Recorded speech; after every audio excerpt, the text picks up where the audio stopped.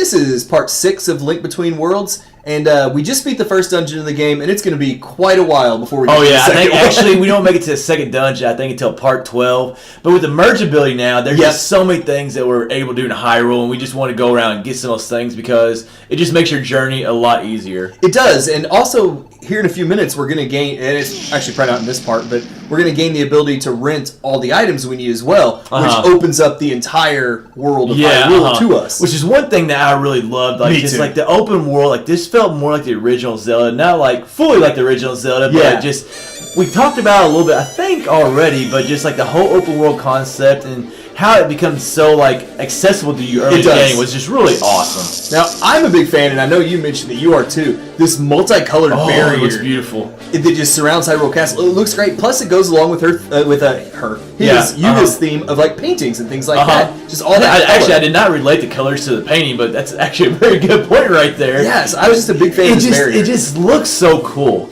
Plus, I like that enemies come out of it. Yes, and like here's the thing: like it looks colorful, but at the same time, it looks dark. It does. It's dark colors. Like I guess, like kind of in front of the door, you can kind of see it's a lot darker. But colorful, but at the same time, kind of dark. Yeah, so you get the dark purple, the dark blue, the black mixed in there. I just thought that was a great visual touch. And right here, kind of getting the story of like what happened basically in Link to the Past. Yep. Which I absolutely love. Just kind of like going back to we gotta go back to like that time and what happened and what the hero did. Yep. And I love that like. First of all, well, I'm not sure if I love this. I think it's a little odd. I'm changing thoughts in the middle of my sentence.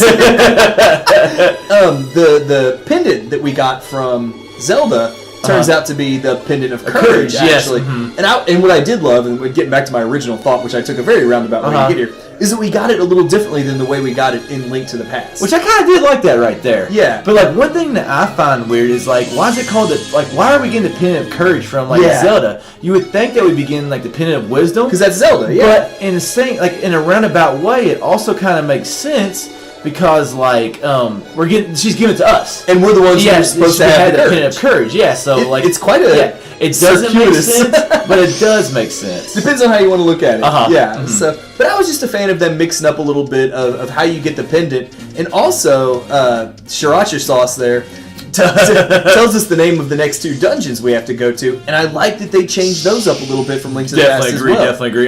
We'll actually be making our way to the Tower of Hair next for that point, basically, because they actually switched them up a little bit. So we said, well, we did the Tower of Hair third in Link to the Past, so let's mix it up. We're going to go ahead and do it second right here, but like that's one thing I was worried about. I was like, I hope they don't have... Now, I knew that a lot of the dungeons were going to be similar, but I was like, I hope they don't have exactly the same dungeons as they did in Link to the Past. And at least here in Hyrule, they mixed up the that was good enough. That was good enough for me. They gave me a new dungeon in Hyrule, which I absolutely love that dungeon. Plus, it's a wind-themed one, which I know you're a fan of. And just my favorite dungeon in Hyrule.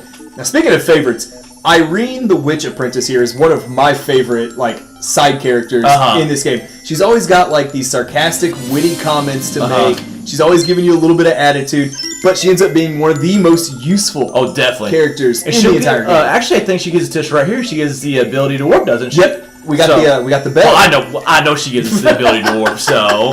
She gives us the bell, which lets us teleport to any of the weather vanes that we've activated throughout the game. And I love her music, too. I do like it, too. I just like how she talks about, I don't know if she said it yet on here or not, but she's like, oh, no, here's just, like, look out for green. Oh, no, she already said it, where she was like, I'm not going to mow all the lawns in Hyrule. Like, I absolutely love that part. She was like, the fortune teller told me to help out green. Yeah, so she's like, I'm not going to mow every lawn. And then she saw us. And then she's like, I'm a witch on the rise. I totally missed that. And I totally missed it on that combo right there. And that's, like, why I really like that character. I think she's got the sarcastic comments. Reminds me a little bit of Midna. Actually, it's a very good point. It does remind me of Midna quite a bit. Yeah. I just thought it was like kind of cool. Like we've warped different ways in Zelda. Like usually it's like playing like the Ocarina and Minish Cap. Of course. Yeah. Or like also actually Ocarina of Time and the Wind Waker had the baton. Yeah. So like it was kind of just different. Like flying with the witch. Yep. On a broom to a warp point. So kind of did a little bit different. I just like that little switch up right there. Plus, how many witches have we encountered in Zelda games? This is the first one that's actually been flying a broom, though. It's like you said, like in the Oracle. There's some of the Oracle games, but you know what? We can just stop with the Oracle games now because I'm done talking about the Oracle games. We'll cut it off there. We mentioned them, and I'm done with them. But it's nice to see a witch like finally like flying on a broom. That's what they're known for. It's like because Link's Awakening had a witch. Link to the Past had a witch. Even Link to the Past had a witch? Oh, you're right. The witch's potion shop the or whatever. mushroom and all that. Yeah, kind of same thing in this game, really. Exactly. So, now here's like a question I have right here. She said Gully might be like lost or might be down in the woods down south. Yeah. Are these actually considered woods right here? There's like one tree line. Yeah. And then There's one tree line and an opening. I was like, there's no way those are actually considered woods. But also another thing right here. I know me and Red both talked about. We actually hate this whole pouch idea. Oh, definitely. Right here, because basically what this does is it gives you the ability to use X. Finally. I think the game should just came like that. I know. It doesn't make any sense. It's like, and we didn't do anything to earn it. We just walked into a clearing, and there it was. You had to trigger that somehow, and I think you actually had to go into Rabio's house. Probably. Because she's like right there, obviously. Yeah. So I think you actually had to do that. And I remember, I don't think it's like really, really late in the game, but I remember it took me a while to get this pouch because I was like, I didn't even know you could use the X button on this game. That would tick me off so much. It did. I think I triggered it fairly early, but it's just like not being able to use that second button. I would be so mad. I want to say like I beat the second dungeon, I think, before I could use the X button. So it's just pointless. It kind of reminds me of Skyward Sword. Like we had the whole pouch thing. You gotta get, like the pouch upgrades to be able to hold different. Like that was used for like medallions. You could hold the extra bottles. Yeah. I mean things like that. Now, I didn't mind that one so much. Is it more realistic? Yes. Well, but I want to be able to carry all my items in Zelda at the same time. And that kind of goes back to which I guess it kind of was on the screen, but I can only use one button. You can only use the one button though, yeah, which was a pain in the neck. And that kind of goes back. I remember some of like the techniques and stuff that we learned back in Minish Cap. I'm like, why did we just not start the game with some of these? Yes, definitely. It goes back to one of those things where it's like it feels like it was needlessly added for no reason. Although it does start the storyline of Gully being missing.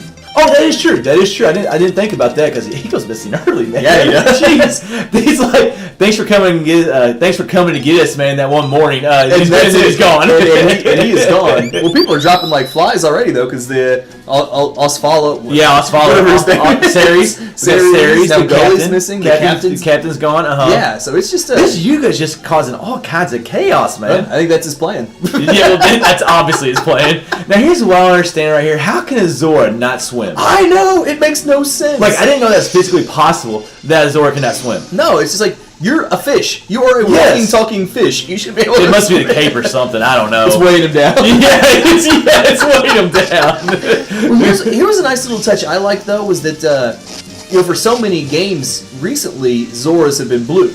Like going all the way back to Ocarina of Time. Yeah, But in this one, if you think back to the original Link to the Past, they were green, and they were just the heads that popped up and shot. Okay, I remember that, but good point. I'll take your word for it. Yeah. Now right here, I was glad they went back to that. Now here's what I also don't understand. This shady guy literally has like 10 feet in front of us, and like somehow he still runs into us, and then he's like shocked. He's like, where did you come from? I think Nintendo should put us like maybe a little bit closer to the door, so like he comes run out and then hits us, like right outside the waterfall. Instead of like a 10-foot run, and then we pop out of nowhere, even though we've been standing there the whole time. Maybe he was looking over his shoulder or something. I don't know. See if he was getting chased. Yeah. These guys don't look like they can chase him very fast, though. No, they don't. Well, unless they're swimming. Well, they can't swim apparently. So who knows? Well, we haven't even seen a Zora technically in the water yet, have we? I mean, other than the Queen who's in a puddle. Yeah, that's like or a bathtub. Ooh, I just kind of noticed this now. That's kind of purplish, like the swamp water in Majora's Mask. I like that. And also in the Forest Temple in Twilight Princess, the boss room. Yep. So that's the first time I ever noticed that right there. That's actually the first time I had too, and I like that though. It's weird because we get like a lot of purple water, like we just mentioned a couple places. And it always shows that something's wrong. Yeah, that's actually a very good point. I wonder. I'm probably looking into it too far, but it's just kind of a cool point, really.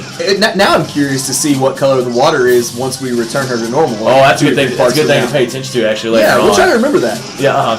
But do you want to go ahead and? Sorry. On that note, this is part 6 of A Link Between Worlds.